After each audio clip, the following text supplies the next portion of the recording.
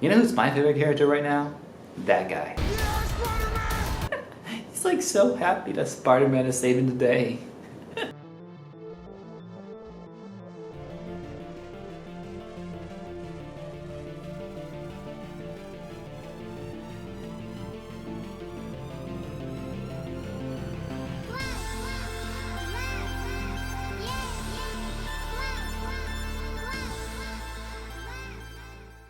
What is up, YouTube? I'm back, and this time we are celebrating the fact that Spider-Man is finally home!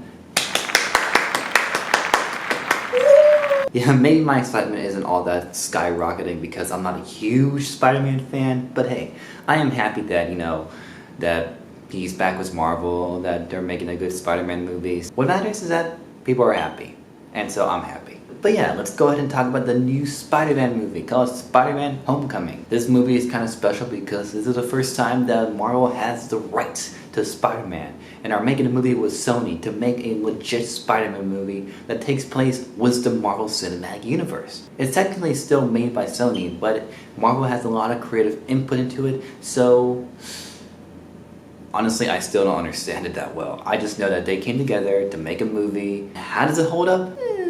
Let me see where I can start off because I don't want to get off on the wrong foot here. Okay, what makes this movie stand out from the other Spider-Man movies is because it's not your typical Spider-Man movie. Yeah, this is kind of like, Marvel and Sony, two parents are, putting aside their differences to come together for their one kid to help them out for graduation or something. Or homecoming, as the title says. But what makes this different from the other Spider-Man movies is that this is not an origin story. And thank God. Yeah, this isn't a retold story of Spider-Man. It doesn't show all the same things that we've seen before. We had a ton of reboots already, so by the time that we find out that they're going to do another one, some of us might have been a little too tired of it. Be like, hey, I honestly do not care. But hey, they're just they got the rights to it and they're making a new movie, and I'm like, you know what? Whatever. The story is simple, yet not all that simple.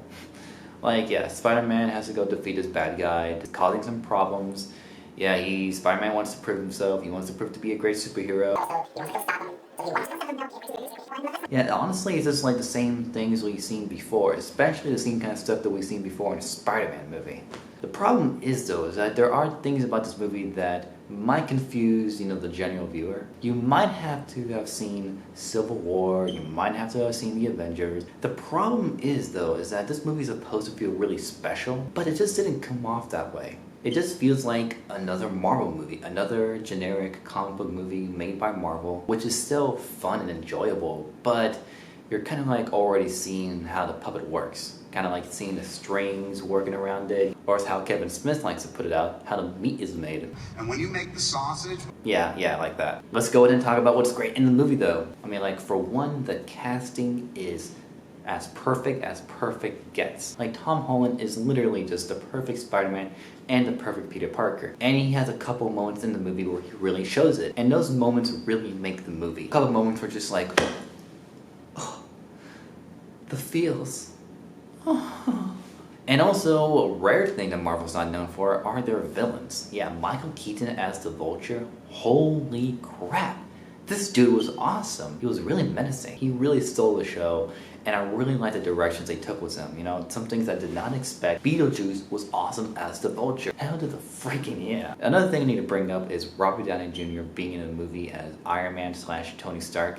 And he is hardly in the movie. It's a Spider-Man movie. It's Spider-Man's movie. It's his own thing, and that's what matters. And the problem with this movie is conflicting tone. Sometimes the humor doesn't always work. There's just some scenes that come off as serious, that's supposed to come off as really dark and really dramatic. There's, a joke or a bit of humor thrown in there that kind of compromises that scene. And it really shows, and it really can be annoying because we have seen this happen so many times in the other Marvel movies. But even when it comes down to the end of the movie, and hell, when it comes down to the second half of the movie, it's nothing all that great. What Spider-Man Homecoming doesn't do is that it doesn't bring anything new to the table. Yeah, there was just a couple of times whenever I was not all that impressed by what I was seeing. For example, with some of the action sequences, they are fine. It isn't Marvel at their best. Some of the CGI comes off as a little cartoony, and so that takes me out of the movie. And sure, there's a cool concept here, a cool idea there. Small things though. It's simple, and it's good that it's simple, but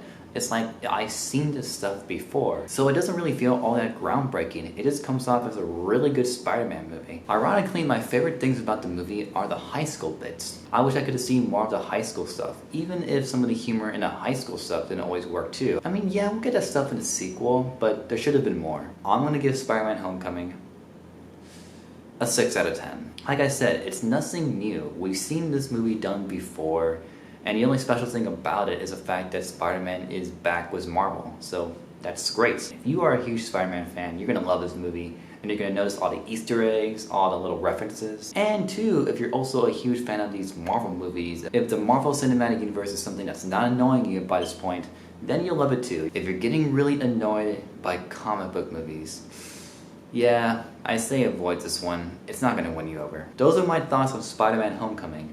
Let me know what you guys think, and I'll see you guys next time.